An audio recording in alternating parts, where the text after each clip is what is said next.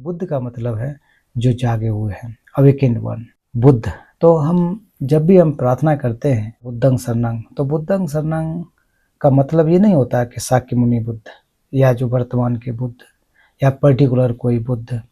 बुद्ध का मतलब जो भी जागृत हैं, अतीत काल में हुए हैं, वर्तमान में हैं, भविष्य में होंगे, जो भी जागृत, अर्थात जिनके अंदर संपूर्ण प्रकार के जो मल निकल चुके हैं, जिनका चित्त पूरी तरह से शुद्ध हो चुका है, सर्वज्ञ, उनको हम नमस्कार करते हैं। केवल और केवल नमस्कार करने का उद्देश्य यही होता है कि उनके द्वारा बताए गए मार्ग पर चलकर हम लोग भी उन्हीं की जैसे बन सकें, उनकी जरा से प्रयास कर सकें। प्रार्थनाओं को समझने के लिए या करने के लिए जरूर नहीं है कि बुद्धिस्ट हो वही उसको करे। बुद्ध की भी शरण जाता हूँ तो बुद्ध का मतलब किसी पंथ परंपरा की शरण में नहीं, किसी धर्म परंपरा की शरण में नहीं। अक्सर ये होता है कि मैं उस पंथ में चला जाता हूँ, बिल्कुल नहीं है। बुद्ध मतलब जो जागे हुए हैं, जो जागृत हैं, उनके सीखने के लिए, उनसे हम ज्ञान लेने के लिए उनके सानिध्य में जाते हैं। जैसे कि हम टीचर के ज्ञान लेने के लिए विद्यालय में, महाविद्यालय में, यूनिवर्सिटी में उनको एक जब जाकर के प्रणाम करते हैं, नमस्कार करते हैं, तो इसका मतलब उनको हम सम्मान अर्पित करते हैं।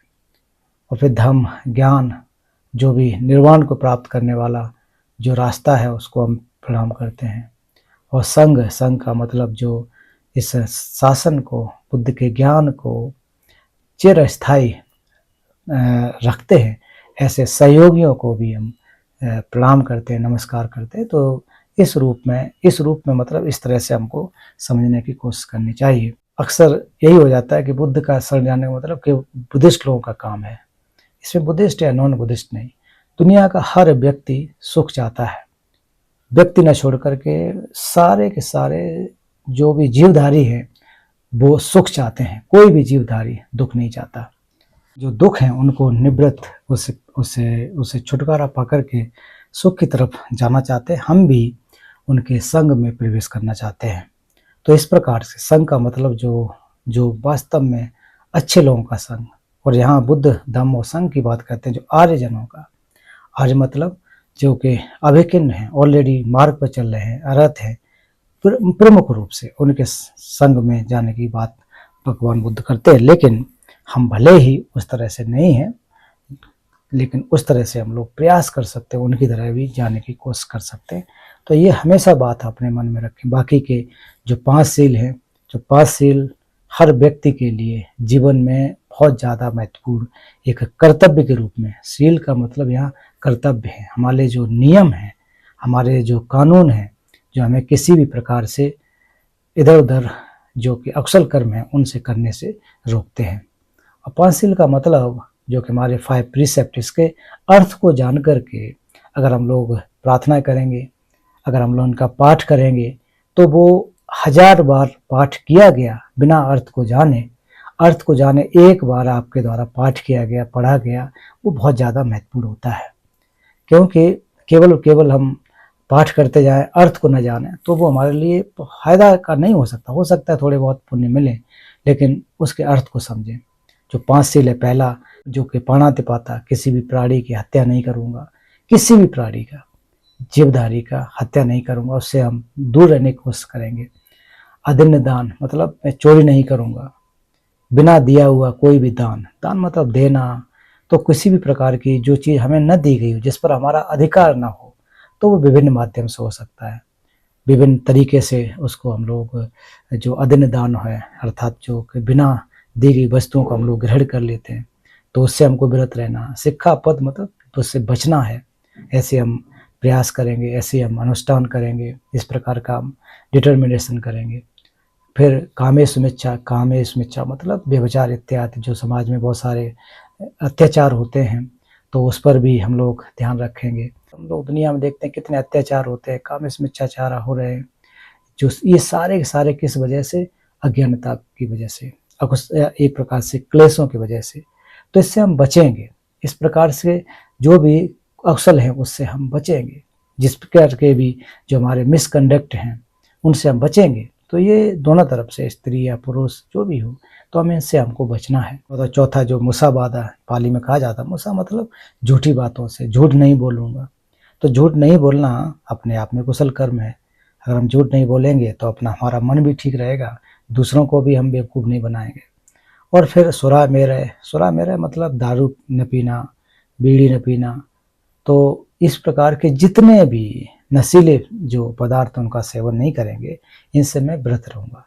तो इनको तथागत बुद्ध ने जब इनकी व्याख्या की होगी, तो यही ध्यान में रखते हुए कि इन सब चीज़ों को अगर हम पालन करेंगे तो कैसे हम एक अच्छे व्यक्ति बन सकते हैं, कैसे एक अच्छे नागरिक बन सकते हैं। किसी भी पंथ परंपरा में जाने से पहले या फिर उस पंथ परंपरा का होने से पहले हमें एक अच्छा व्यक्ति बनने की आवश्यकता है।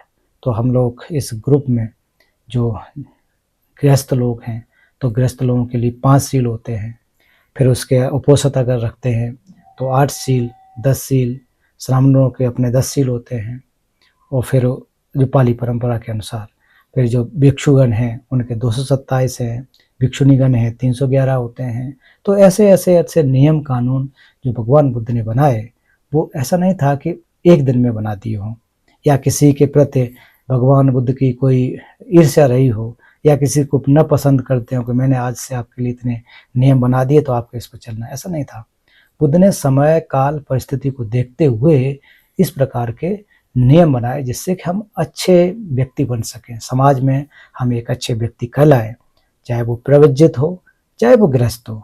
4 प्रकार के जो संघ, भिक्षु भिक्षुणी, उपासक उपासिकाएं, तो पूरा समाज के लोग अच्छी तरह से रह सकें।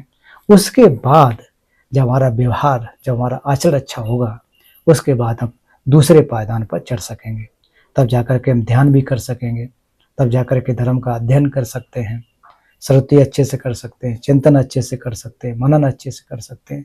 तो इस बात को, इस चीज़ को हमेशा ध्यान में रखें कि जब भी हम जो 5 सील का पालन करें, तो गृहस्थ होने ना हमारे लिए 5 सील पर्याप्त है। पर्याप्त कहने का मतलब ये नहीं कि आगे के सील का पालन नहीं करना है, बिल्कुल कर सकते हैं, जितने भी हैं उनसे हम लोग पालन कर सकते हैं। लेकिन 5 में एक प्रकार से ओवरऑल देखा जाए तो सारे के सारे, बहुत सारे इसके और भेद करना चाहो तो हो सकते हैं, छोटे छोटे छोटे छोटे और हम बांट सकते हैं, बट ओवरऑल जो है 5 सील हमारे उपासक उपासिकाओं के लिए होता है, उनका हम लोग पालन करेंगे।